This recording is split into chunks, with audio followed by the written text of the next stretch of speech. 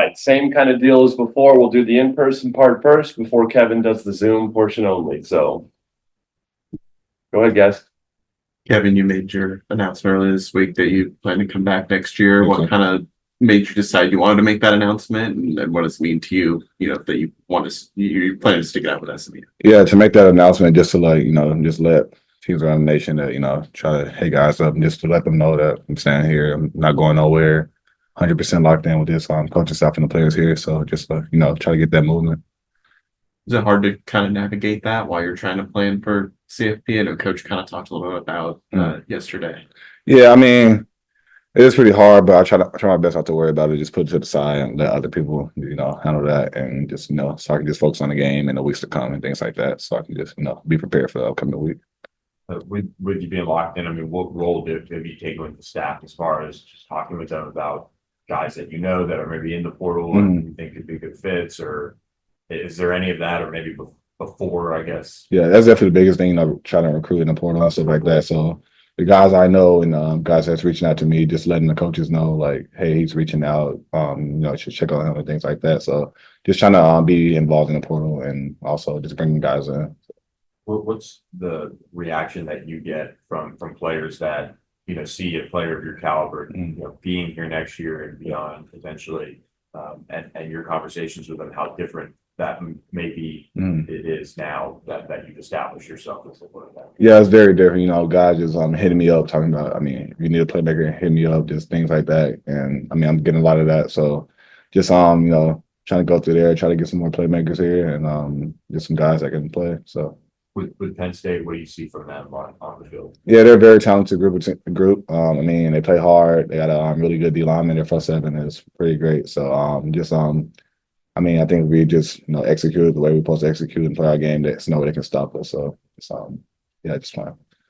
You've talked about your love for playing on the road. Right. You're heading into one of the quote unquote toughest environments in the country. How much does that fire you up and also the rest of the team? Yeah, I know as a team, we're really excited to come in, going to Penn State, try to get an upset. Everybody's against us. Supposed to be like 100,000 people there and everybody just booing you. So probably one of the best feelings in the world, honestly. So just going in and being able to upset a talented team.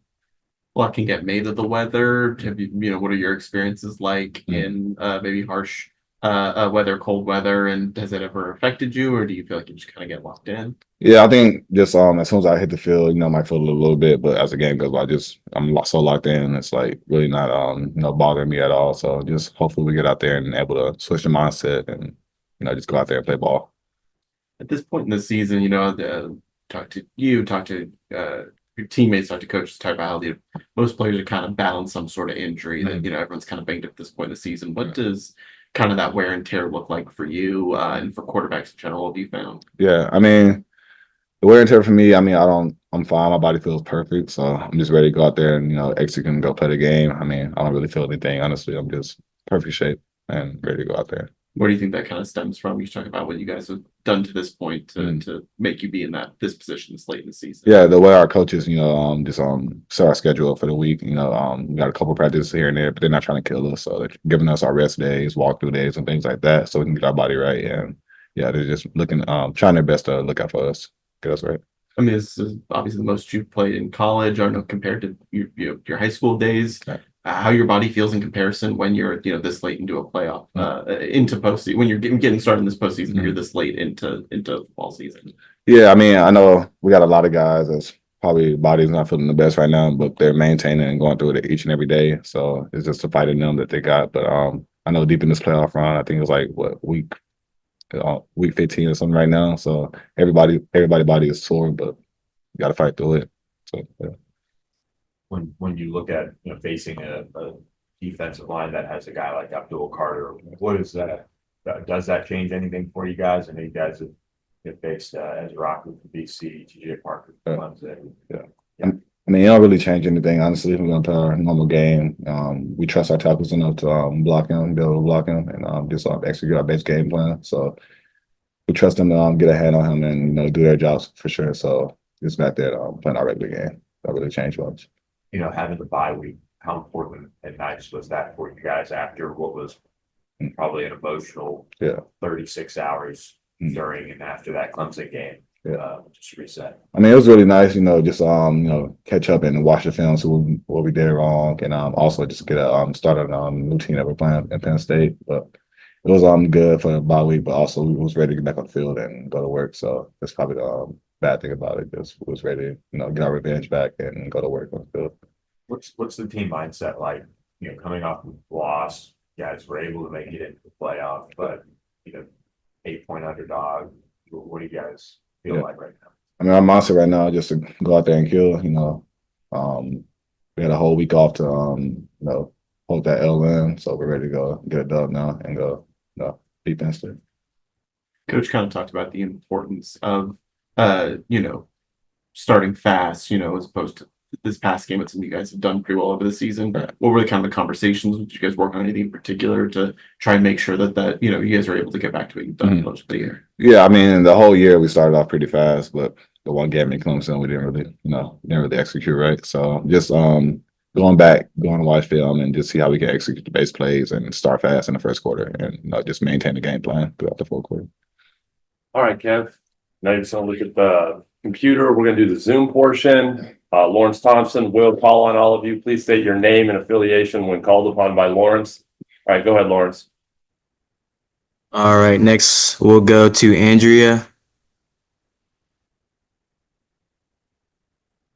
Hello. Hey, Kevin. It's Andrea Adelson with ESPN. How are you? Thanks for doing this. I'm doing good. How are you? Good, thanks. I wanted to ask you a follow-up from the Clemson game. When you went back and watched the film, obviously tough loss and first loss as a starter, what sorts of things did you see and look at that or you feel like you can improve on headed into this game? Yeah, just looking back at it and watching the film, we started pretty slow because of me. I mean, I turned the ball over 2 times in early games, so something that can't happen, and just looking forward to not doing that again and just protecting the ball and ball security. Next we'll go Chris Fanini. Hey, Kevin, Chris Fanini from The Athletic. Speaking of you coming back and announcing you're coming back, a year ago, I know people were interested in you. What was that decision process like to stay at SMU, and were people trying to get you to transfer even a year ago? I mean, yeah, I had a couple teams reach out, but just me trusting in the coaching staff and having my brothers on the team and not trying to let them down and just stand the ball out with them. So really just the trust in the coaching staff and all the confidence I have in them, and I know it's going to shape me to be a good player in the future.